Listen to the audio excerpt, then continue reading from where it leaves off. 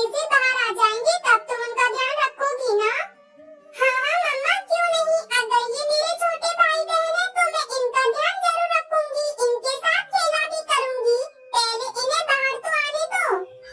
इसी तरह उन तीनों के दिन खुशी से बीत रहे थे। एक दिन तेज बारिश होने लगती है तब रानू की माँ कहती है, हे भगवान, ये क्या हो गया है? आकाश जी, ये बारिश तो इतनी तेज हो रही है कि हमारा घर भी हिलने लगा है।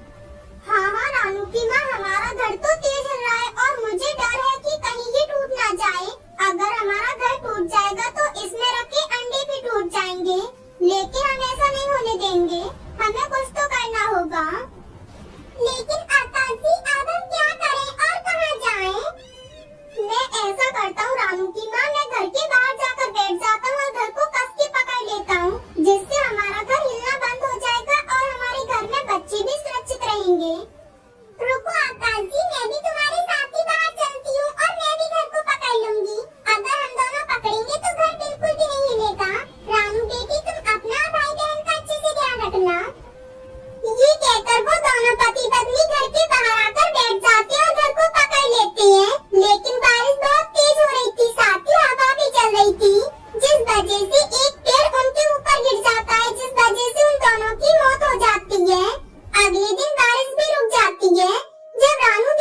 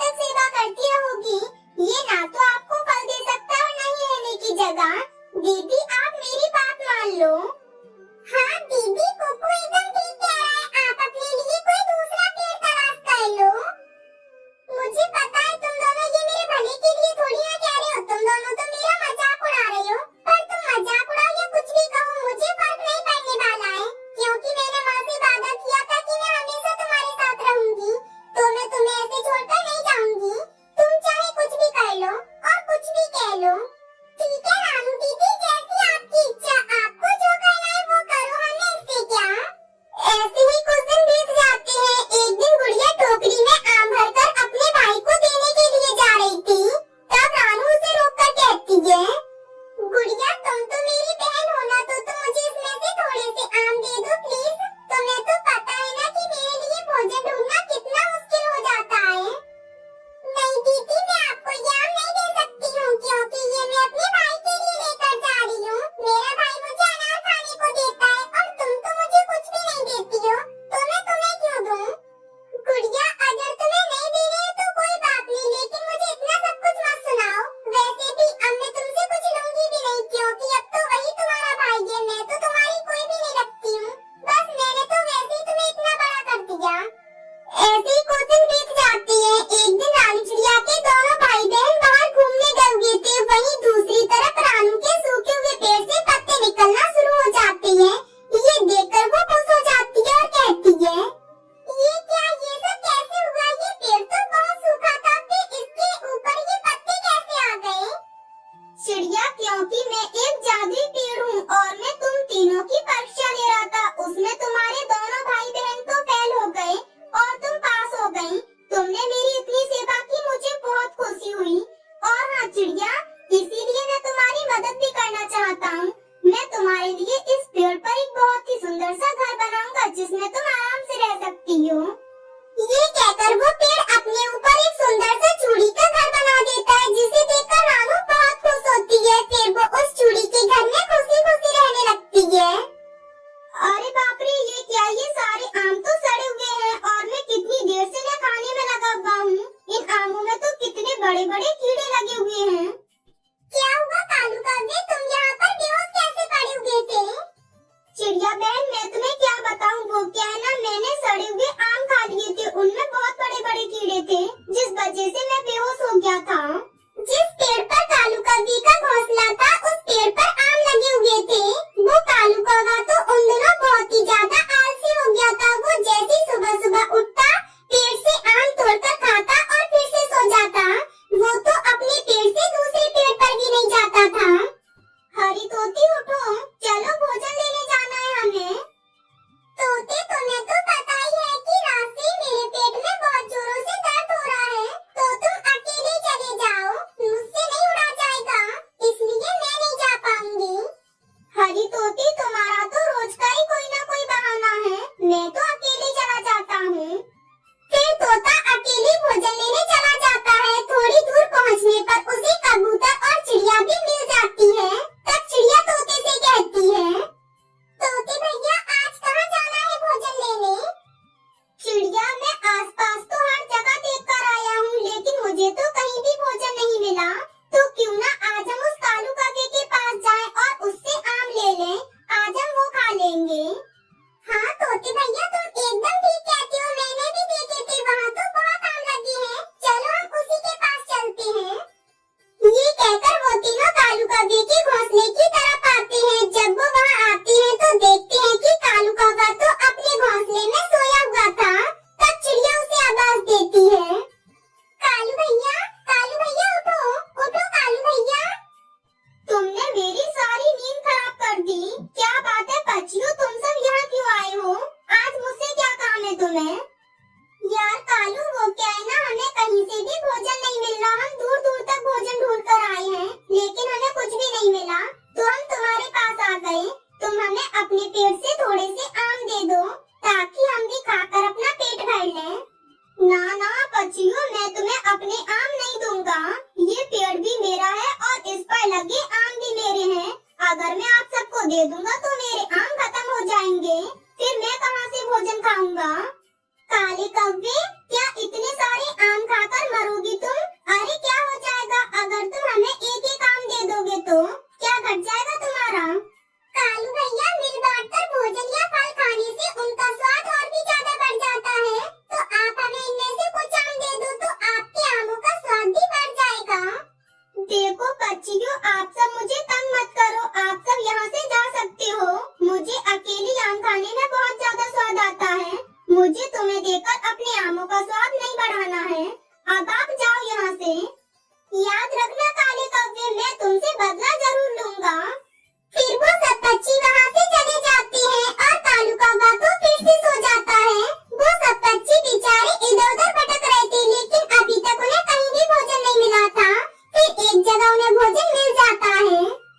दोस्तों मिल गया, हमें भी भोजन मिल गया। चिड़िया हमें भोजन तो मिल गया, लेकिन मुझे अभी तक उस काले कौवे पर गुस्सा आ रहा है। कितना घमंड कर रहा था अपने आमों का, अपने दोस्तों को भी वो 3 आम न दे सका। तोते तुम चिंता ना करो, जो घमंड करता है उसे अपने घमंड की सजा एक न एक दिन तो मिल ही जाती है। उस कालू कौवे ने हमें अपने घर से भगा दिया और हमें अपने आम भी नहीं दिए।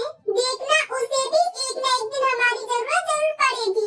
चलो अब हम अपने अपने घर चलते हैं। ये कहकर वो सभी पक्षी अपना अपना भोजन लेकर अपने घर की तरफ चले जाते हैं। ऐसे दिन बीतते जाते हैं। वो कालू कौवा तो अपने आम के पेड़ से आम तोड़कर खाता रहता और सो जाता, और बाकी के बच्चे बेचारे भोजन ढूंढने जाते। एक दिन जब कालू कौवा सोकर उठता है तो उसके आम के पेड़ के सारे आम तो ज्यादा पककर नीचे गिर चुके थे और उनमें बहुत सारे कीड़े भी लग गए थे। ये देखकर कालू कहता है, ये क्या, ये मेरे सारे आम तो खराब हो गए। इससे अच्छा तो मैं ये आम बाकी पक्षियों में ही बांट देता, लेकिन अब मैं क्या करूं? चलो कोई नहीं, मेरे 1-2 दिन तो गुजर ही जाएंगे।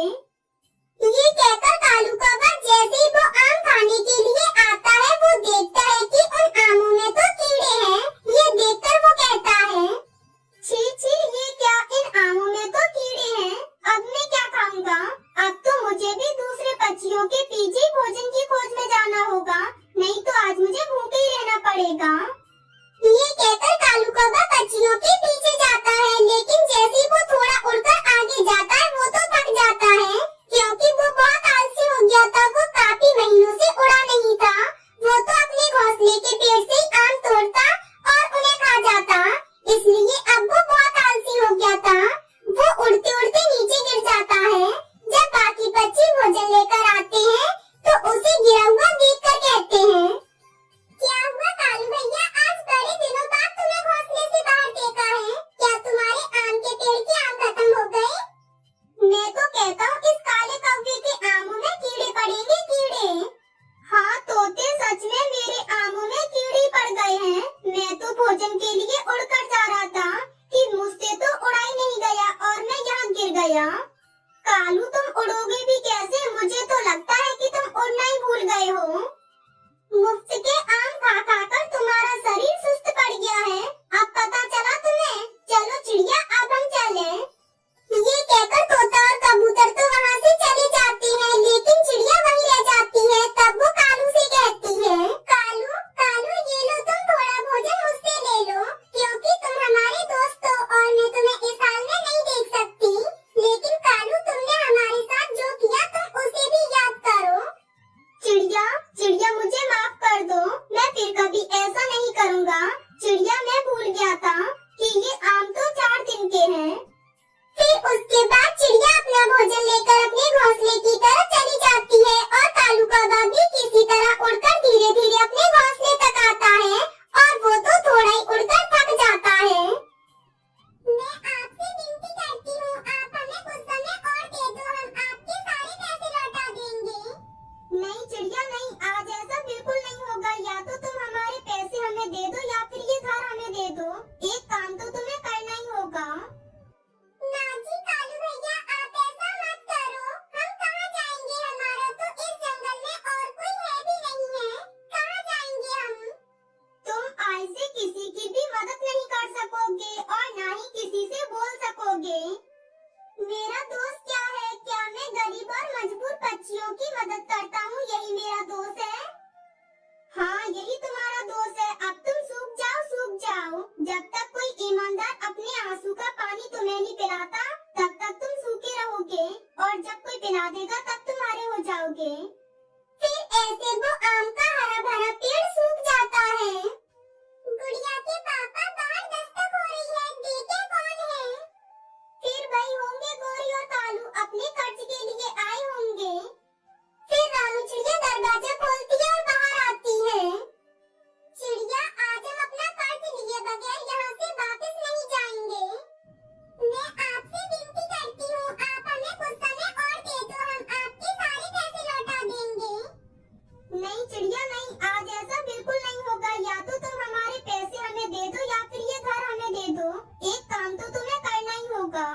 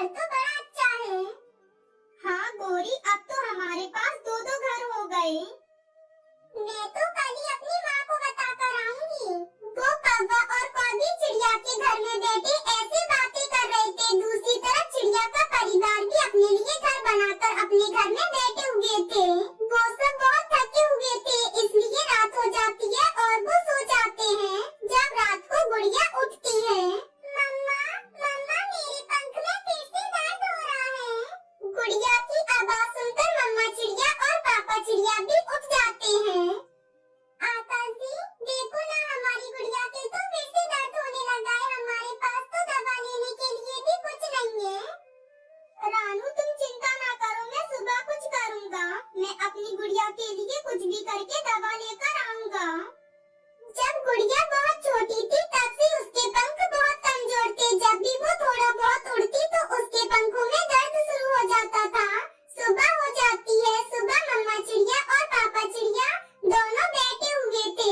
तब आकाश कहता है, रानू ये आम का पेड़ कितना सुंदर होता अगर ये हरा भरा होता तो।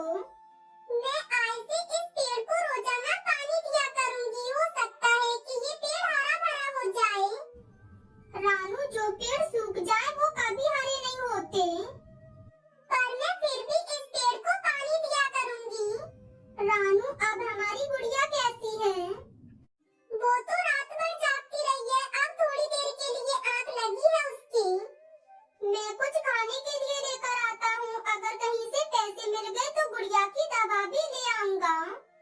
फिर वो आकाश चिड़ा वहाँ से चला जाता है। रानू चिड़िया उस जादुई आम के पेड़ को पानी देती है। आज काफी समय बाद वो आम का पेड़ पानी पी रहा था, इसलिए उसे तो बहुत अच्छा लग रहा था, लेकिन वो बोल नहीं सकता था क्योंकि उसे तो एक उल्लू जादूगर ने शराब दे रखा था।